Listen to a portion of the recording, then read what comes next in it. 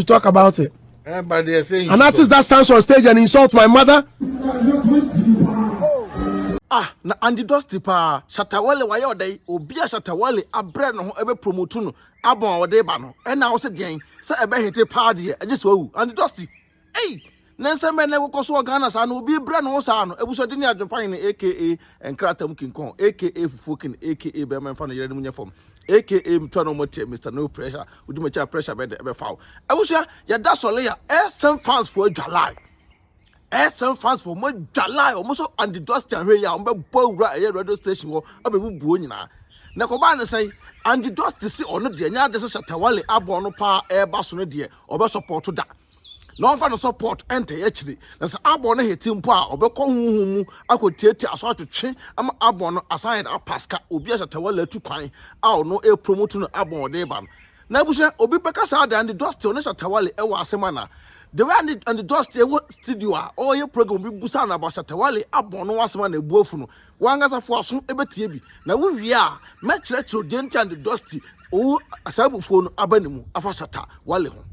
The Shatta wale album is doing good and you people are not talking about it. Talk about it. You want me to talk about it? But they are saying an artist that stands on stage and insults my mother and talk anyhow foolishly to my mother and you want me to what? I'm sorry. Oh, I'm sorry. Not you, I'm talking about I'm sorry. And even you.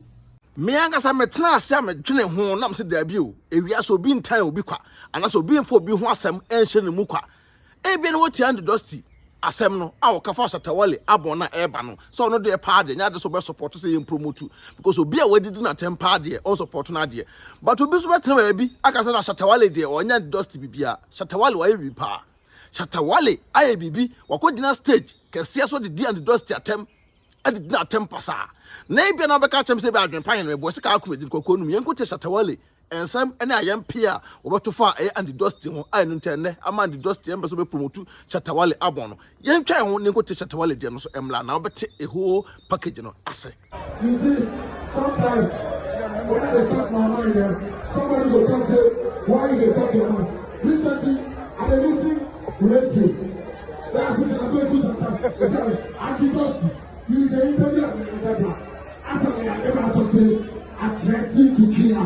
So that d0sten, you the forward, so we need to feel sexy, we need to not wait to be power. Shatta da wale wakope ho asama ne wabon no ba beka dem enne SM fans fo nyina adwa Shatta wale omo Shatta wale we de bia kofa bai papa a wo industry ni mu a wo de waye wadwene say omo na asabi wo de nwomba omo betena Kansas studio ene omo TV station so ene radio station so a promote no osole a ene na woni we nya e kina woni we nya nti Shatta wale and the d0sten so ono say ono pa de wabon no de say be ba abonten a obe promote pa de nkenka. The Sam say the way some ne kakono. I'm say way ababa ye ade bi da ho a say Shatta wale anhwe and the d0sten ankwankwan koye find there Shatta wale because minim say wonwom so de obo ho kapa abon e kakese e na obo ho nti we the SM fan for obia minim so obia adwalai SM fan for adwalai but me Adwenepahene de Shatta wale fa nwono bla e be promote ay de eda ma because ye see ye nyina ye nkamum na enya baako de a me Shatta wale uni di matem so we di matem de akam so wo nwom ne kametra so but uni di matem nti wo de fa nwom no bla na ne wonim na de copyright to so a we be say twa wachi no e fa copyright bi anto so nyesa obi no be promote wonwom no eda ma e se woni na na ba bia wo twetwetwa e kan say pictures na se phone e Shatta wale Shatta wale ono kwa ne musician na honam eni no ho Shatta wale kwa ne musician o Ghana wa fon pa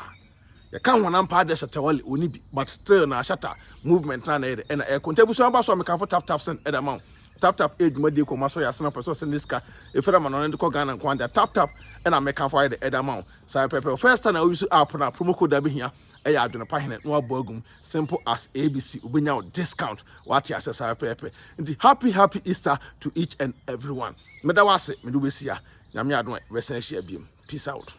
Adwenepahene otwa supre kwabrafo waye kwa bibrim han bafo otwa burumu odi putupuriye buraburu ma mansan wo fufuo tom tibi